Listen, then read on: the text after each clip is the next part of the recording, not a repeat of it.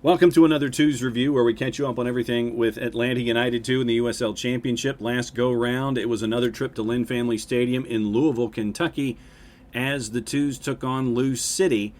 Remember that last time these two teams played, it was the double save off of the PK attempt for Louisville City. Atlanta United 2 gets the 1-0 win.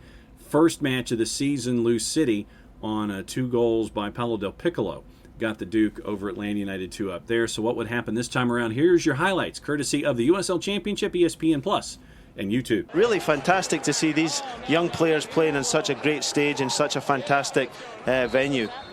Good crowd on hand tonight as Gerald Flores, our center referee, blows his whistle, and we're underway. It was Benitez who took a hack at it from outside of the penalty area. It was easily blocked out of there.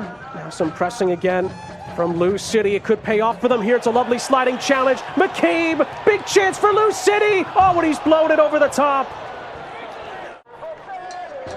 Way back for Gibson to re-enter it into the penalty area. Good centering header. Lancaster's in there. Oh, what a save by Novo. Right on the doorstep. And he denies Cameron Lancaster at point-blank range. Hasn't had a lot of minutes. Another look. And Lancaster there, he was actually pushed from behind. And good play again by Wiley. Wiley's continued his run here.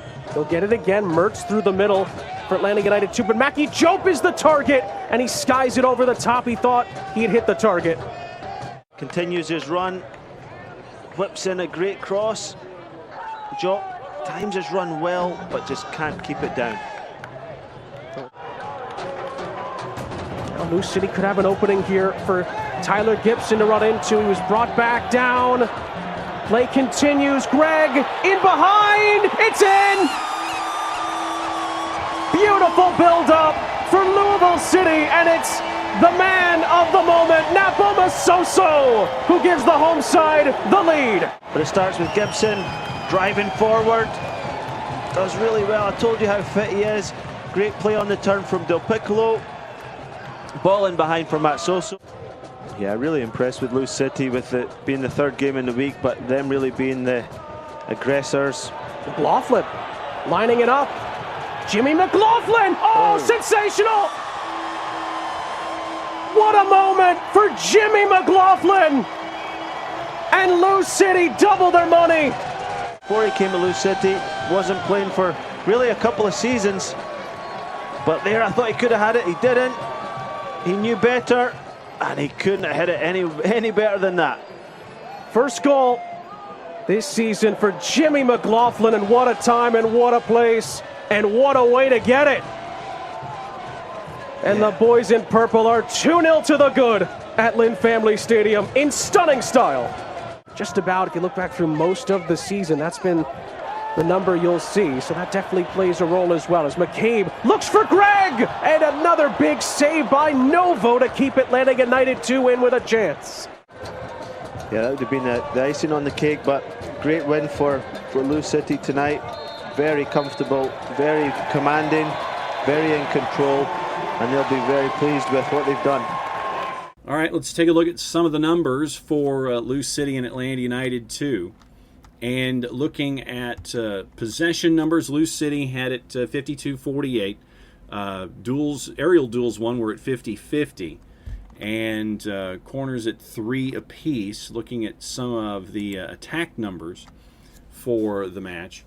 Louisville City had 11 shots compared to Atlanta United 2's 6. Atlanta United 2 had none on target, 5 on target for Louisville City. 4 shots from outside the box, 2 for Atlanta United 2, which meant that there were 7 inside the box to 4. Shooting accuracy was 5 of 11 registered in a shooting accuracy sense for Louisville City going up against Atlanta United 2. And with that win, Louisville City in the Central Division is now on top. 13 matches played, 26 points. Birmingham Legion at 22 points. FC Tulsa and OKC Energy had another go-round of the Black Gold Derby. OKC Energy is now 2 points behind FC Tulsa, 19 points to 17. Those 4, if the playoffs started today, would be in the playoffs out of the Central Division. 5 through 8 separated by 3 points. Indy 11, 16 points. Atlanta United 2 at 14. Memphis 901 at 13 with 11 matches played. Sporting Kansas City 2 also at 13 with 14 matches played. Taking a look at some of the numbers courtesy of our friends at SofaScore, and the overall Lou City was a higher number than Atlanta United 2 at 6.88 to 6.59. Some of the numbers across the board. Connor Stanley at a 7.1 along with Bryce Washington. You had Mackie Jope in for 45 minutes. He had a 6.6 in his 45 minutes. Johnny Fortune had a 6.7. Robbie Mertz had a 6.8. Caleb Wiley, and I know that Jarrett will have great reason to talk about Caleb Wiley here in just a little bit. Caleb Wiley at the back had a 6.9 to go with his yellow card. Rocco Rios Novo had a 6.3. Looking at some of the other statistics in the match, fouls. 20 fouls called on Lou City, only 3 yellow cards. 15 fouls called on Atlanta United, 2 yellow cards there were 2. 3 big chances for Lou City, none for Atlanta United 2. All 3 of them were missed. And Rocco Rios Novo on the night had 3 saves. Number of passes, 419 to 386. Accurate passes were at 76% to 75. Lou City 2, Atlanta United 2. Crosses on the day, Lou City was 4 of 12. Atlanta United 2 was 2 of 9. On the dribbles, Lou City was 7 of 16 at 44%. Atlanta United 2 was 5 of 16 at 31%. Atlanta United 2 won the overall duels number at 60 to 52, and the aerials were each won at 13 apiece. Atlanta United 2 had 23 tackles, successful tackles, compared to 18 for Lou City. Also looking at the lineups, remember that this was Noah Cobb's first start, wearing number 39 for Atlanta United 2. Good to see him out there as well, getting some minutes for Jack Collison and Atlanta United 2.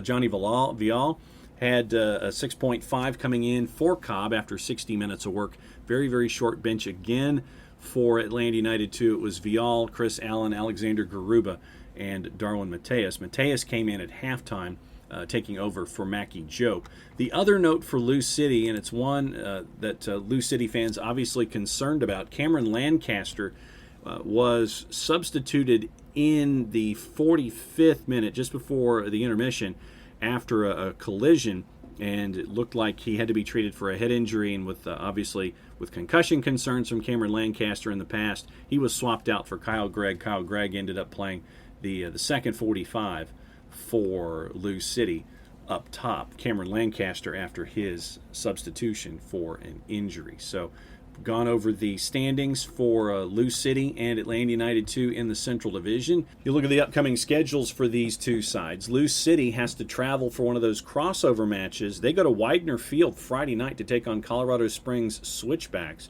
That's a 9 o'clock start for them on the 23rd. Next up for Atlanta United 2 is that match on the 28th. So there's going to be some time for Atlanta United 2 to get healthy and get back to 100% when it comes to conditioning after this recent run of match compression. And FC Tulsa will come to Fifth Third Bank Stadium Wednesday, July 28th, next time out for Atlanta United 2. Played safe, everybody. Enjoy your time with the 2's. We'll catch up with you next time.